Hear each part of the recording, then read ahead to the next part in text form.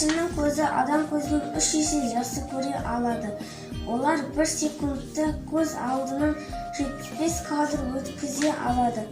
Көгершін өте төзімді және қайратты құс. Ол демалыстан 24 сағаттың ішінде 1000 километр қашықтық ұшып өте алады. Көгершін көзінің тағы бір ерекшелігі, ол күн көзіне тура қарай алады.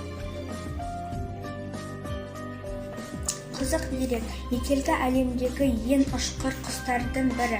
Ол сағаттана 200 км жылдамдықпен ұша алады. Ителгі әлемдегі мұсылман құс атағына ие болған жалғыз құс. Ол кез келген жемтігін алдымен бауыздап, қанын әбден ағызып, соң ғана жейді. Ителгі әлемдегі ең ақылды құстардың бірі.